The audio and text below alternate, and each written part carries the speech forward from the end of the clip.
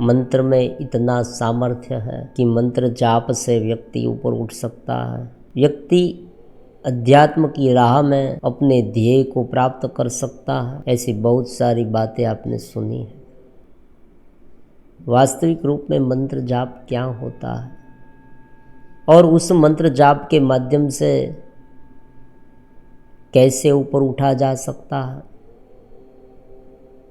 कौन कौन से नियम हैं समझे, उनकी पूरी थियरी क्या है, उनकी प्रोसेस क्या है। पहली बात यह है कि ये बहुत प्राचीन परंपरा है और योग का विषय है, समझे। मंत्र जाप योग का विषय है। भक्ति में उनको स्थान दिया गया है, उनका कारण भावना जगाने के लिए, समझे। मूलभूत रूप से ये एक यौगिक क्रिया है।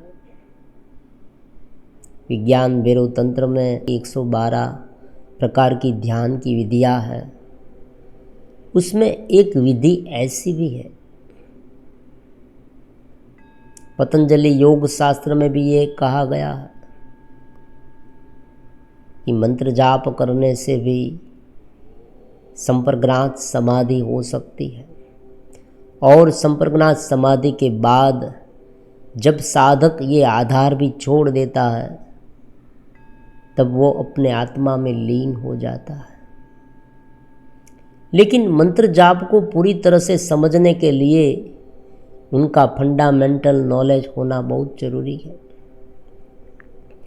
देखो, प्राचीन परंपरा क्या थी उसे बहुत बारीकी से समझना होगा। प्राचीन परंपरा में शिष्य गुरु के पास जाता था। गुरु सबसे पहले उसे चित्त शुद्धि के साधन बताते थे कि ये नियमों का पालन करना है, यम नियम का पालन करना है, संतोष है, उपरति है, श्रद्धा है, समाधान है। देखो, ये अलग अलग ब्रह्मचर्य का पालन है। ये सब चित्त शुद्धि के साधन हैं, क्योंकि जो मलिनता मन में जम गई है वर्षों से, कई जन्मों से, उसे क्लीन करना बहुत महत्वपूर्ण होता है। उसे शुद्ध कर दे, चित्त को शुद्ध कर दे। जो बाह्य चित्त है उसे भी, और अंतराल चित्त में जो वासनाएं छिपी हुई है उसे भी शुद्ध करते जाए। अब ये शुद्धि हो गई, आचार विचार में शुद्धि हो गई। अब प्रॉब्लम्स क्या है? तात्विक अनुभूति क्यों नहीं होती, समझे। ये अनुभूति इसलिए नहीं होती क्योंकि मन की उटपटांग हरकतें हैं। मन अशुद्ध भी है और चंचल भी है। मन इंद्रियों के विषय में है। इंद्रियां उसे जहाँ ले जाती है वहाँ मन जाता है। तो वहाँ से हटाने के लिए मन को कोई एक जगह पर ठहरना पड़ेगा, उसे ठहराना पड़ेगा। उसे एक ऐसी जगह पर ठहरा दे कि वो किसी अन्य स्थान पर जाए नहीं। वो इधर उधर भटक रहा है, समझे। व्यक्ति एक जगह पर बैठा है, आप कहेंगे वो यहाँ बैठा है, वास्तव में वो वहाँ बैठा नहीं है, क्योंकि वो सोच रहा है। वो इतना सब सोच रहा है। और आजकल आप देखते हैं दिमागी हालत किसी की गंभीर हो गई है। बहुत सारे ऐसे लोग आपको मिलेंगे जो केवल सोचते रहते हैं, सोचते रहते हैं। और ये ज़्यादा सोचने की जो बीमारी है, ओवर थिंकिंग, वो डिप्रेशन में ले जाती है। व्यक्ति भीतर से इतना विवश हो जाता है, चिंतन करने की क्षमता उसमें खो जाती है। वो सहज रूप से चिंतन ही नहीं कर सकता, क्योंकि वो इतना सोचते रहता है। और सोच भी कैसी? बेमतलब की, उनका कोई मतलब नहीं है, ऐसी सोच उसमें है, समझे। तो उस सोच को वहाँ से हटाने के लिए कोई एक जगह पर मन का ठहरना जरूरी होता है और इसलिए मंत्र जाप कहा गया है। मंत्र जाप में कोई भी मंत्र हो, इनसे कोई फर्क नहीं पड़ता, समझे। भावना होनी चाहिए, श्रद्धा होनी चाहिए गुरु के प्रति, इष्ट के प्रति। ये दोनों बातें महत्वपूर्ण हैं। गुरु के प्रति श्रद्धा होनी चाहिए, इष्ट के प्रति श्रद्धा होनी चाहिए, और जो मंत्र जाप मैं कर रहा हूँ वो क्यों कर रहा हूँ उनकी पूरी समझ होनी चाहिए। देखो ये बहुत महत्वपूर्ण बात है, आजकल ये नहीं है। केवल मंत्र जाप करेंगे, बाह्य शुद्धि नहीं है। देखो दोनों है, बाह्य शुद्धि नहीं है, भीतर कोई समझ नहीं है, केवल मंत्र जाप करेंगे तो क्या होगा, मंत्र जाप का ठीक परिणाम नहीं आएगा। शांति मिलेगी, थोड़ी बहुत शांति मिलेगी, लेकिन बहुत विलंब होगा, चित्त सोने में बहुत विलंब होगा। अगर जल्दी रिजल्ट लाना है, सुचारू रिजल्ट लाना है, तो दोनों बातें हैं। बाहर से जो व्यवहार हम कर रहे हैं उसे समझे, मन कहाँ चला जाता है, कौन कौन सी अशुद्धियाँ हम में है, उसे समझते जाए। वहाँ से मन को हटाकर पूर्ण श्रद्धा से, समर्पित भाव से मंत्र में एकरूप कर दे। देखो यहाँ पर क्या होता है, एक बाह्य जो हमारी रिस्पॉन्सिबिलिटी है वो दूर हो जाती है, हमारी जिम्मेदारी, मन की जिम्मेदारी। क्योंकि हमारी जिम्मेदारी क्या है, मन को वहाँ से हटाने की, लेकिन हमने मन को मंत्र में लगा दिया तो हमारी ये जिम्मेदारी दूर हो गई, हमारा आधा काम पूरा हो गया। मन वहाँ जा रहा है इसलिए उपाधि है, समझे। प्रॉब्लम्स क्यों है, मन वहाँ जा रहा है। आप कहेंगे मन बार बार इंद्रिय के विषयों में जा रहा है, वहाँ से मुझे उसे हटाना है, मैं उसे रोक रहा हूँ लेकिन वो रुकता नहीं। तो श्रद्धा से, समर्पित भाव से, प्रेम से उस मंत्र में एकरूप हो जाए। तो एक बाह्य रूप से ये साधना हो गई, ये एक साधन हो गया, समझे। जिस तरह से हम कोई भी स्थान पर जाना चाहते हैं तो अलग अलग प्रकार के साधन होते हैं ना। कोई व्यक्ति बाय कार जाता है, बाय ट्रेन जाता है, कोई हवाई जहाज से जाता है, समझे। नज़दीक हो तो कोई व्यक्ति पैदल जा सकता है। तो जिस तरह से ऐसे अलग अलग साधन हैं, उसी तरह से मंत्र जाप है, प्राणायाम है, समझे, तत्व चिंतन है, स्वरूप चिंतन है, सेवा है, ये भी हो सकता है, निष्काम कर्म है, ये सब उनके साधन है। हमें क्या करना है, भीतर की चेत स्थिति को विकसित करना है, बस यही हमारा ध्येय है।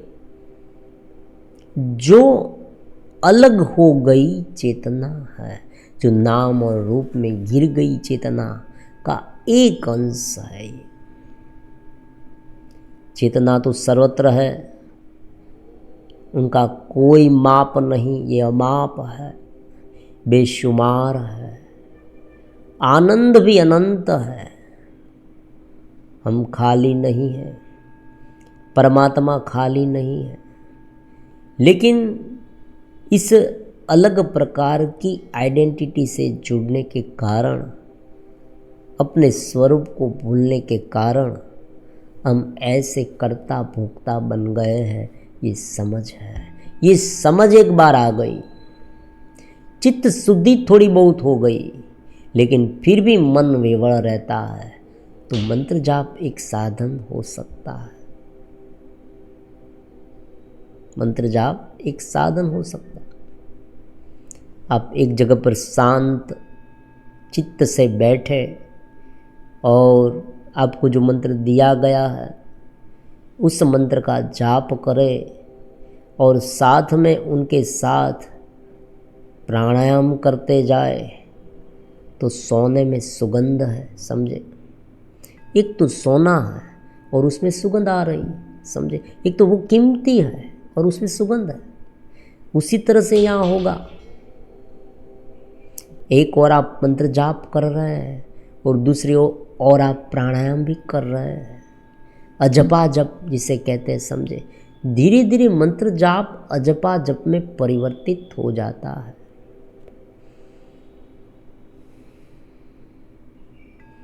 गहरी सांस ली, थोड़ी रोकी, फिर धीरे धीरे बाहर निकाल दी। देखो, ये एक जगह पर बैठकर शांति से करना है, सांसों को देखना है। मान लीजिए राम मंत्र केवल है तो राम,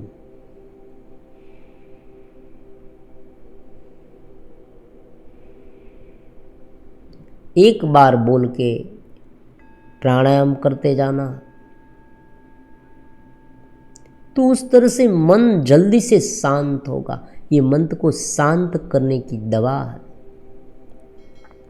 ये मन को शांत करने का उपाय है। अब उनका तात्विक कारण समझते हैं, उनकी प्रोसेस क्या होती है वो समझते हैं। देखो, क्या होता है कि चेतना को अपने आप का अनुभव होता है, मैं हूँ का अनुभव निरंतर चेतना को होता है, मैं हूँ। अब ये मैं हूँ का जो अनुभव है, शुद्ध जानने का अनुभव है, वो शुद्ध जानने का अनुभव अलग अलग प्रकार के साधनों से जुड़कर, घेरे से जुड़कर वो ऐसा हो गया है। मान लीजिए हमें अपने शरीर का अनुभव है। कोई भी व्यक्ति ये कहेगा, बताएगा कि मेरा नाम ये है वो है, वो अपने शरीर को जानता है, शरीर के साथ इतना जुड़ गया, फिर शरीर का अनुभव उसे होने लगा। शरीर, अपने शरीर को ही मैं हूँ का नाम दे दिया उसने कि मैं कौन हूँ, तो कि मैं शरीर हूँ, मैं यही हूँ, यही मेरा नाम है, ये मेरी इंद्रिया है। फिर वो इंद्रिय के अलग अलग विषयों को भुगतने लगा, तो उसे ये लगने लगा कि यही मेरा वास्तविक स्वरूप है। आँखों से जो मैं देख रहा हूँ, कानों से सुन रहा हूँ, जो मैं बोल रहा हूँ, कर्ता भोक्ता वाला सारा स्वरूप मेरा यही है। वो यही मानने लगा और उनके अनुसार व्यवहार करने लगा। अब ये कैसे हुआ? ये हुआ चित्त से, मन से। क्योंकि जब पहले क्या था, समझे, पहले चित्त था, पहले उसे अनुभव था कि मैं हूँ, फिर यही वृत्ति आगे बढ़ते बढ़ते अलग अलग प्रकार के इंद्रियों के साथ, अलग अलग साधनों के साथ जुड़ती जुड़ती, अलग अलग संस्कारों के साथ गिरती गिरती वो ऐसी जीव भाव में आ गई। तो कहाँ से शुरुआत हुई? चित्त से। सबसे पहले कौन बना? चित्त बना।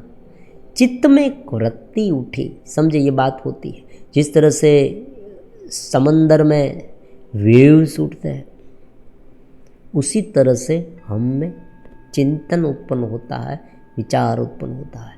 और वर्तमान जीवन में आप देखें, किसी भी प्रकार का दुख का अनुभव, सुख का अनुभव, पीड़ा का अनुभव, संतोष का अनुभव, देखो मज़ा आ गई, ऐसे सभी प्रकार के अनुभव वृत्ति से होते हैं। आप कहेंगे मेरे मन में एक ख्याल आया, आप तुरंत बताएंगे कि मेरे मन में एक ख्याल आया कि हमें वहाँ जाना चाहिए, हमें ये करना चाहिए, मुझे ये चाहिए, मुझे वो चाहिए, अगर ये मुझे मिल गया होता तो मेरा जीवन कुछ अलग तरीके का होता। ये विचार है।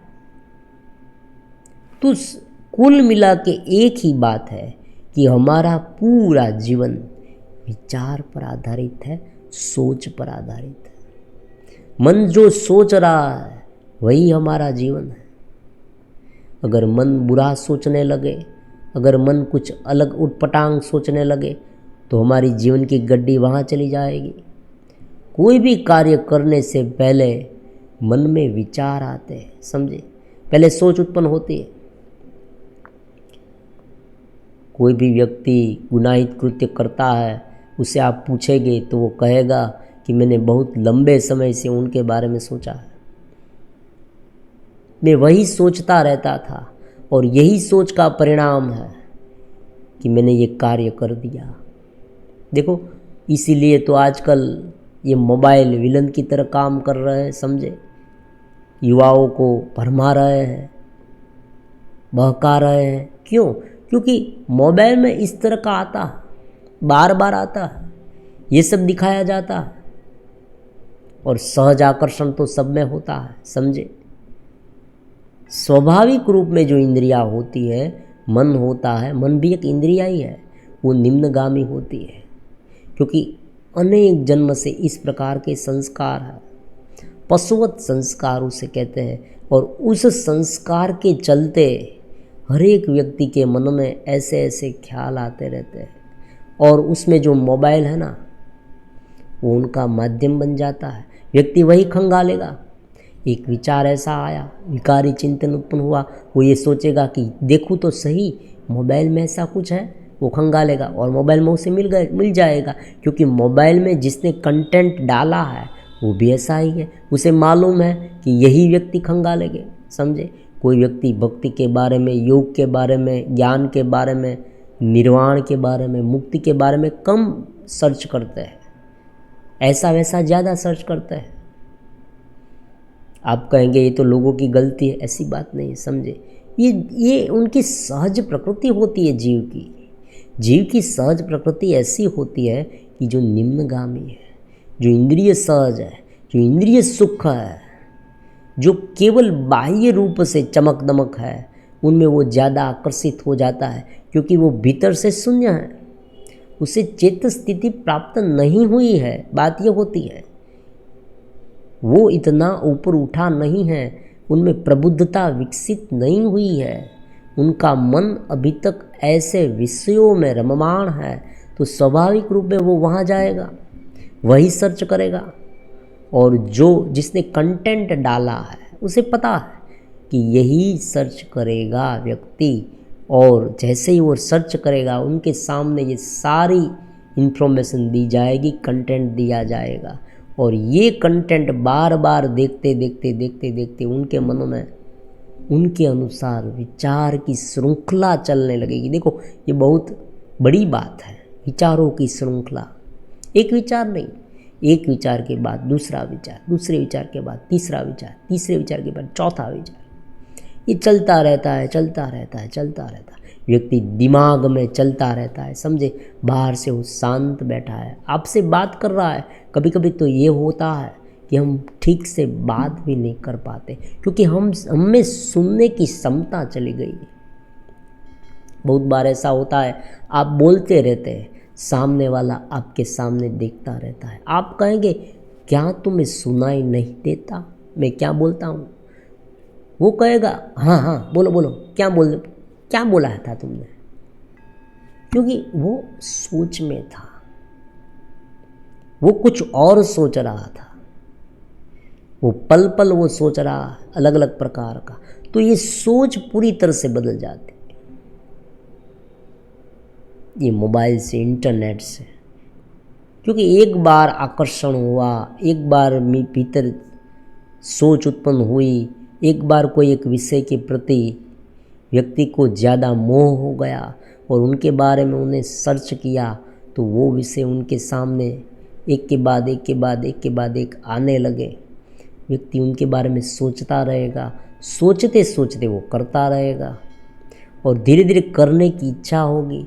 और एक बार चाहे कैसा भी गुनाहित कृत्य क्यों न हो, एक बार वो कर डालेगा, क्योंकि भीतर से इतना दबाव है, इतनी सोच है उसमें, सोच भर भर के भरी हुई है। तो मंत्र जाप है वो इस साइकिल को तोड़ देता है, ये बात होती है। जो चेतस है, जो स्वयं आत्मस्थ है, वो धीरे धीरे इस अलग अलग विचारों में से गिरते गिरते ऐसा हो गया है, उसे वापस वहाँ ले जाने के लिए एक ऐसे आधार की ज़रूरत होती है, और ये आधार मंत्र जाप है, दूसरी कोई बात नहीं है, समझे। अगर श्रद्धा है हम में तो कोई भी मंत्र का जाप कर सकते हैं, समझे। श्रद्धा होनी चाहिए।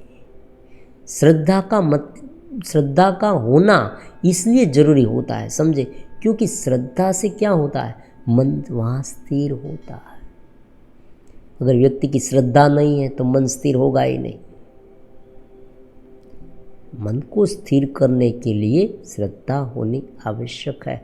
सबसे पहले हमें ये तो लगना चाहिए ना कि हाँ, इस तरह से मैं चेतस हो पाऊंगा, मुझे इस गुरु पर, इस मंत्र पर पूरी श्रद्धा है।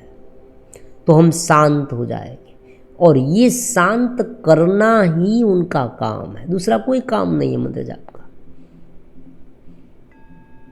कोई भी मंत्र आप लो, उस मंत्र का मूलभूत अर्थ यही होना चाहिए कि पूर्ण चेतस अवस्था, बस यही बात होनी चाहिए। मान लीजिए आपको प्लास्टिक में से, प्लास्टिक का लिक्विड आता है, प्लास्टिक के लिक्विड में से एक कुर्सी बनानी है, एक कुर्सी। तो कुर्सी जो बनानी है आपको, कुर्सी का एक बीबा होता है, एक मॉडल होता है, एक बीबा, उसमें वो रस डाला जाता है और कुर्सी तैयार हो जाती है। जैसा बीबा है, जैसा वो मॉडल है, वैसी ही कुर्सी बनेगी। क्योंकि इस तरह से ही, उस तरह से ही उसमें रस ढलेगा और उस तरह से ही वो ठंडी होगी और कुर्सी के रूप में परिवर्तित हो जाएगी, समझे। तो यहाँ पर बात ये होती है कि मंत्र जाप करने से पहले हमें जो मंत्र हम ले रहे हैं वो मंत्र पूर्ण चेतना का एक प्रतीक है, ये समझना चाहिए। मान लीजिए आप ओम नमो भगवते वासुदेवाय, ओम नमः शिवाय, कोई भी मंत्र, केवल ओम, देखो ओमकार, केवल ओमकार का क्या अर्थ है? 3 प्रकार की अवस्था है, जागृत, स्वप्न और सुषुप्ति। ये तीनों प्रकार की अवस्था का वर्णन केवल ओम शब्द में है। ओम ओम ओम ओम। ओम बोलने के बाद जो शांत हो जाते हैं उसे पकड़ना है, समझे, ये बात होती है। मंत्र जाप में भी यही बात होती है। कोई भी मंत्र आप ले, उनका अर्थ यही है, मंत्र जाप करते करते चित्त जब शांत हो जाए तब तुरंत मंत्र जाप बंद कर दे और उस शांति में लीन हो जाए, ये बात होती है।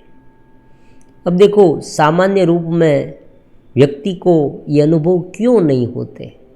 बार बार ये भी कमेंट मिलते हैं कि भाई सालों से मंत्र जाप कर रहे हैं लेकिन उनका रिजल्ट नहीं आ रहा, ऐसा क्यों होता है? देखो, दोनों बातें होती है। शुरुआत, इस वीडियो के शुरुआत में कहा गया कि सबसे पहले चित्त शुद्धि के साधन भी करने चाहिए, क्योंकि मन जब तक शुद्ध नहीं है तब तक मंत्र जाप करते रहेंगे तो दोनों बातें होगी। दोनों बातें मतलब एक और मंत्र जाप चालू है और एक तरफ बाह्य जो रममाण होता है मन, वो चालू है। अज्ञानता का मतलब होता है जो बाह्य अलग अलग प्रकार के रूप है, बाह्य अलग अलग प्रकार की वृत्तियाँ है, उस वृत्तियों को उनके ही माध्यम से वही मैं हूँ, वही सच है, यही मानना। और दूसरी बात होती है कि ये जो चीज़ होती है, जो ये जो मैं देख रहा हूँ, वो सब कुछ परमात्मा है, उनकी लीला है, ये समझना। तो दोनों में से जो लीला वाला भाग है, जो परमात्मा वाला भाग है, यही हमें एक्सेप्ट करना है, यही समझना है, क्योंकि तभी चित्त शुद्ध होगा। और जब तक चित्त शुद्ध ना हो, चित्त में क्या क्या रहता है समझे? क्रोध है, द्वेष है, ईर्ष्या है, अभिमान है, मोह है, देखो किसी के प्रति घृणा है, प्रतिशोध की भावना है, अलग अलग प्रकार की निंदाएं करते रहते हैं, ये सब मन में है। मन में ये सब चल रहा है और व्यक्ति पूरी तरह से जीव भाव में है। वो दबाव से मंत्र जाप कर रहा है, उसे कहा गया और वो ये मानता रहा कि मंत्र जाप करने से मुझे इस जगत में कुछ लाभ होगा, देखो ये भी हो सकता है व्यक्ति को कुछ और चाहिए, कोई और प्रकार के लाभ चाहिए, तो वो मंत्र जाप करता है। उसे कहा गया है, कोई गुरु ने कहा, कोई गुरु ने उसे बताया कि तुम ये मंत्र जाप करो तो तुम्हारे जो बिगड़े हुए काम है वो सुलझ जाएंगे, जो तुम्हें अप्राप्य है वो प्राप्य हो जाएगा, ये जो तुम्हारे दुख है, जो तुम्हारी तकलीफ़ें है वो दूर हो जाएगी।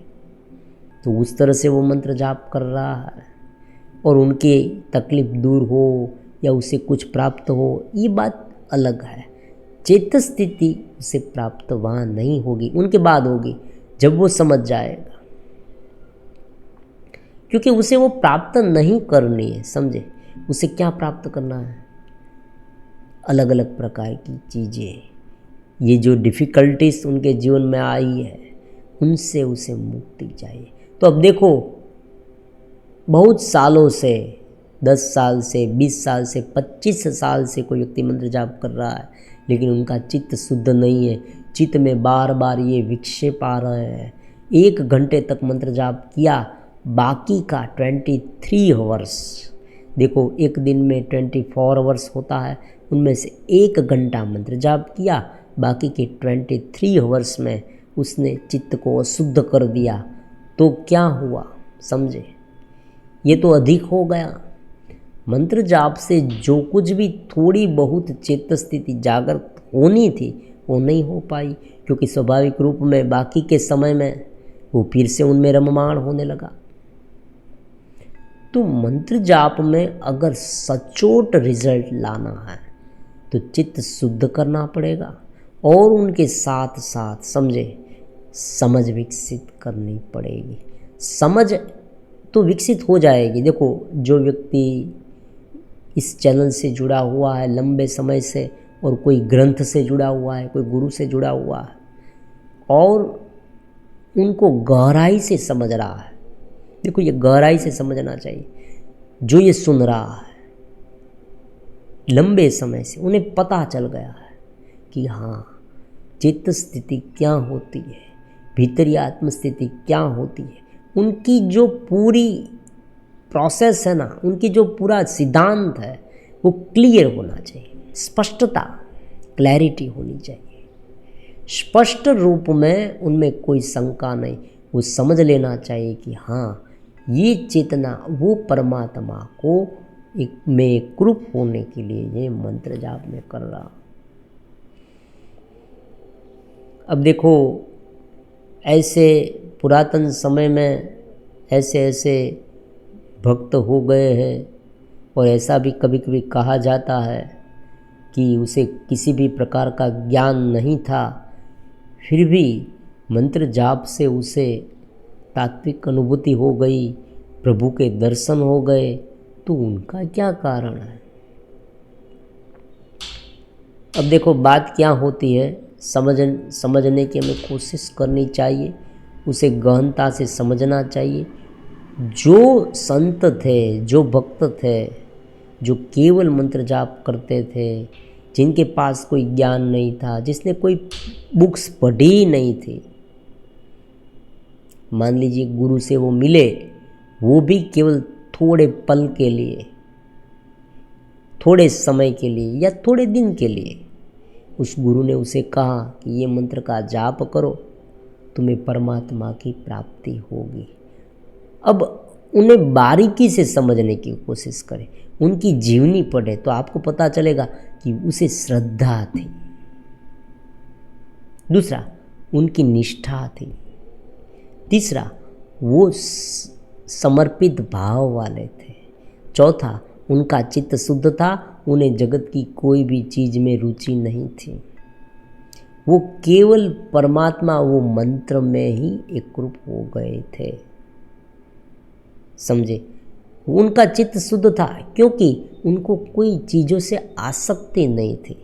ऐसे बहुत सारे एग्जाम्पल मिलते हैं, मंत्र जाप करने वाले जो व्यक्ति है, ऐसे महान संत है, गुरु जो भक्त है, उसे बहुत सारे प्रलोभन दिए गए। समझे, भगवान भी बहुत सारे प्रलोभन देते हैं उसे, फिर भी वो मानने के लिए राजी नहीं। और आजकल तो यहाँ क्या होता, अगर कोई व्यक्ति ने कह दिया कि ये सब ले लो और मंत्र जाप छोड़ दो तो हम छोड़ देंगे। देखो, तो बात एक ही होती है ना, आप सिद्धांत को समझ कर करें या समझे बिना कोई सिद्धांत का पालन करें, दोनों बात एक ही है। बहुत सारे सिद्धांत ऐसे होते हैं कि जो व्यक्ति को पता नहीं है फिर भी वो उनका पालन कर रहा है। भक्त के जीवन चरित्र को देखेंगे तो हमें पता चलेगा कि उनकी लाइफ सिंपल थी, कोई भी विषय में वो आसक्त नहीं होते थे, कोई भी बाह्य चमक दमक उसे नहीं चाहिए थी, वो निरंतर उनमें श्रद्धा रखते थे और पूरी रात जागकर देखो कांस्टेंट मंत्र जाप करते थे। तो ये सब उनमें गुड क्वालिटीज़ थी, ऐसे अद्भुत गुण थे। तो बहुत स्वाभाविक रूप में अगर उनके पास कोई ज्ञान नहीं है फिर भी चेत स्थिति तो सहज हो ही जाएगी, क्योंकि चेत स्थिति कैसे प्राप्त हो? चेत स्थिति मन को शांत करने से प्राप्त होती है, मन को देखने से प्राप्त होती है। जो मन शांत हो गया वो अपने स्वरूप को पहचानने लगा, फिर अपने स्वरूप में रहने लगा, यही तो चेत स्थिति है। तो अगर कोई ज्ञान नहीं है, कोई समझ नहीं है, फिर भी अगर व्यक्ति उस तरह से बाह्य जगत से अछूता रहने लगा, जो बाह्य जगत में रममाण रहता था वो नहीं रह रहा है। और कभी कभी ऐसा भी होता है कि जन्मजात उनके संस्कार ऐसे थे, ये भी हो सकता है। देखो, भगवान ने 6ठे अध्याय में भगवद गीता में कहा, योग भ्रष्ट आत्मा, जिसने साधनाएं की है और साधना करते करते वो व्यक्ति का जीवन समाप्त हो गया, तो उनकी जो साधना है ना वो नष्ट नहीं हो जाएगी। वो साधना बाद वाले जन्म में उनके साथ आएगी और उस समय वो वहाँ से शुरू करेगा जहाँ से उसने बाकी रखा है। जहाँ तक उनकी भूमिका पहुँची है उनके बाद से वो शुरू होगा, उन्हें पहले से शुरू नहीं करना पड़ेगा। देखो, सामान्य शिक्षण में क्या होता है, एजुकेशन में व्यक्ति का जन्म होता है बच्चे का, तब तुरंत हमें उसे सिखाना पड़ेगा। ऐसा कभी नहीं होता कि उनके पहले जन्म में उसने एमए बीएड कर लिया है तो अब उसे डायरेक्ट पीएचडी करा ले, ऐसी बात नहीं होती। फिर से फर्स्ट स्टैंडर्ड से ही शुरू किया जाता है,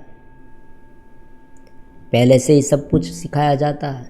लेकिन यहाँ ये नहीं है, क्योंकि ये शाब्दिक ज्ञान नहीं है, ये भीतर की चेतना का विकसित करने का अंक है, समझे? ये होता है। आप ये भी कहेंगे ऐसा क्यों नहीं होता? ऐसा इसलिए नहीं होता क्योंकि ये एक अंक है, कहाँ तक चेतना विकसित हुई है। कुंडलिनी शक्ति एक व्यक्ति की एक बार जागृत हो गई फिर वो जागृत रहेगी, फिर से सो गई, मान लीजिए फिर से सो गई तो वो सोई नहीं रहेगी, फिर से जागृत होगी, फिर से जागृत होगी, उसे दबाव करती रहेगी।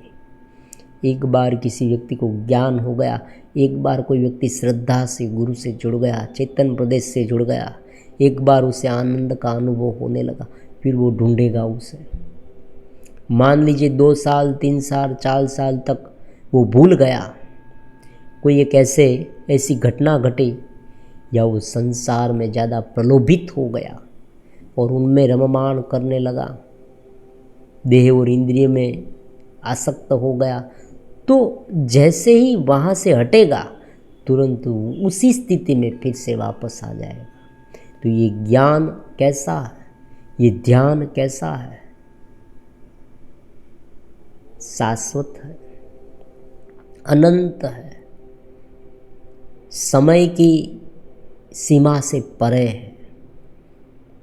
ये काल है ना, उसे मार नहीं सकता, ये काल से परे है।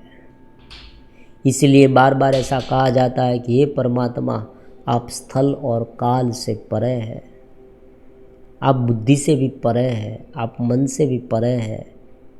आपकी स्थिति, आपका वर्णन ये तो वाचो निर्वतन्ते है, अप्राप्य मनसा सा, मन से और वाणी से भी आप पर है। ऐसा क्यों कहा गया? क्योंकि ये घेरे का है।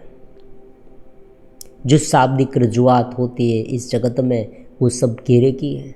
परमात्मा ही ये घेरे से ऊपर है। वो घेरे में होते हुए भी भगवान ने ये भी कहा, देखो मैं इस जगत में रहते हुए भी मैं इस जगत से पर हूँ। तो शुद्धि होनी चाहिए। मंत्र जाप हो से व्यक्ति को फायदा होता है, क्योंकि वो एक साधन है। बहुत सिंपल सी बात है, इसमें कोई नवीनता नहीं है, ये कोई अलग मार्ग नहीं है, ये उनके साधन है। योग के साधन, चेत स्थिति के साधन। चेत स्थिति के साधन अलग अलग होते हैं। देखो आचार्य उपासना, ये भी चित्त स्थिति का साधन है। आचार्य उपासना, गुरु उपासना, ये भी चित्त स्थिति का साधन है। समर्पण भाव, ये भी चित्त स्थिति का साधन है। शुद्धता, देखो भगवान ने कहा ना देवी संपदा, जिसमें ये देवी संपदा होती है वो जब मुझ में आसक्त होता है, जब मेरे स्वरूप में लीन होता है, तब उसे तुरंत लाभ मिलता है। तो मंत्र जाप बहुत सालों से कर रहे हैं, फिर भी कोई लाभ नहीं होता, तो उन्हें एक ही बात समझ लेनी है कि उन्हें अन्वेषण करना चाहिए, निरीक्षण करना चाहिए कि क्या मेरी चेतना ड्रेन हो रही है, उनका व्यय हो रहा है राग द्वेष में, काम क्रोध में, मोह लोभ में, समझे, अलग अलग प्रकार के व्यवधान में। क्या वो डूबा रहता है? क्या वो बाकी के समय में उनका मन उद्विग्न रहता है?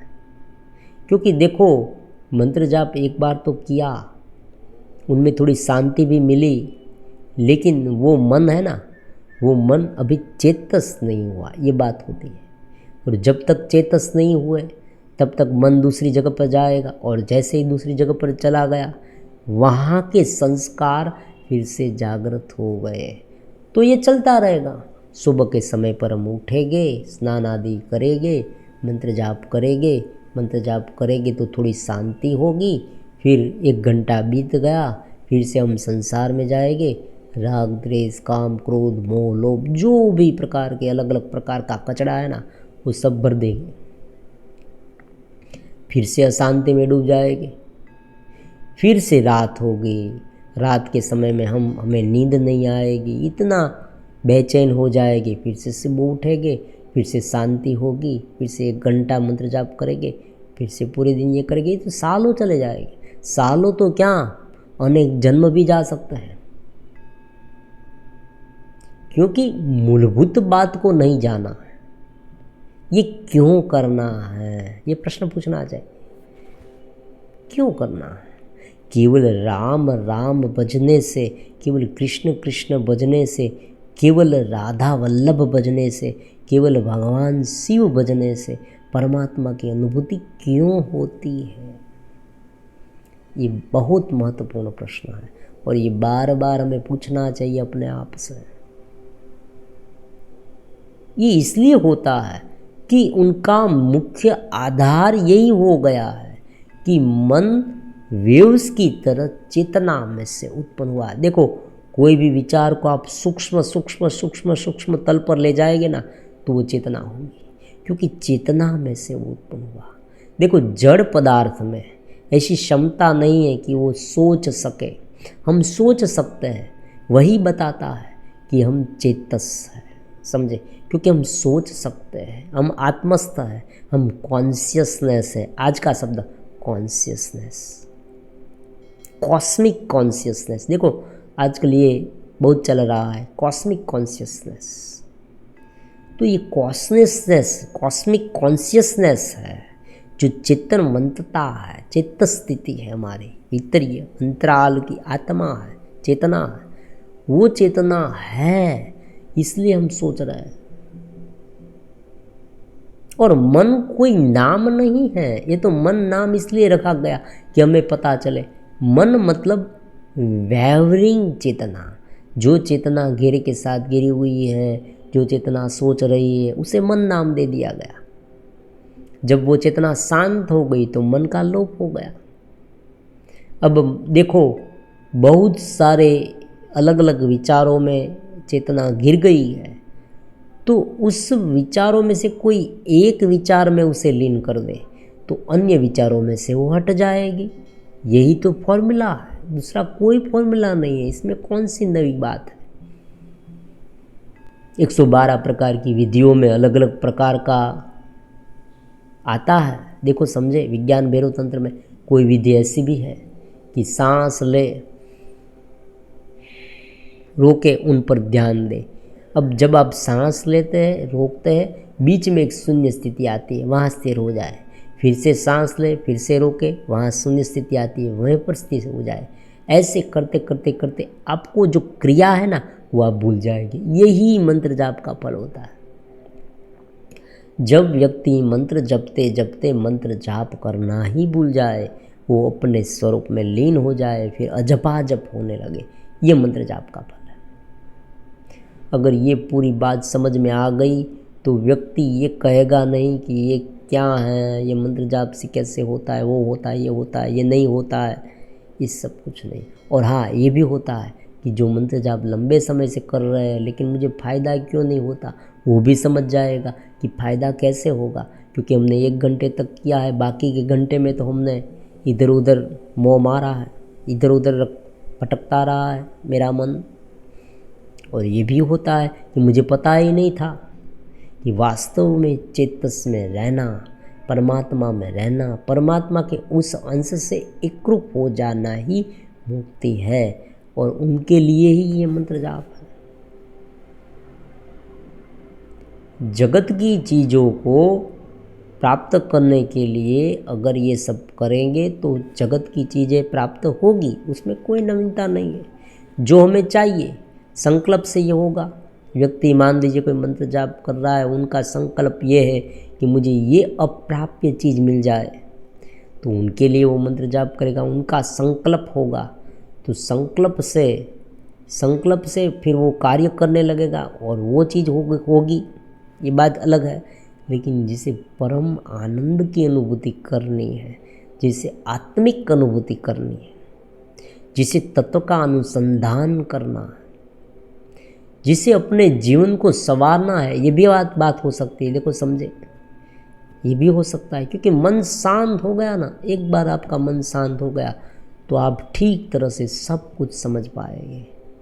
जगत का कोई काम ऐसा नहीं कि जो एकाग्र व्यक्ति ना कर पाए। जो व्यक्ति एकाग्र हो गया, जो स्व में स्थिर हो गया, उनका स्वास्थ्य अच्छा हो जाएगा। जो व्यक्ति चेतस हो रहा है वो फिर अपने सारे कार्य में ध्यान दे पाएगा।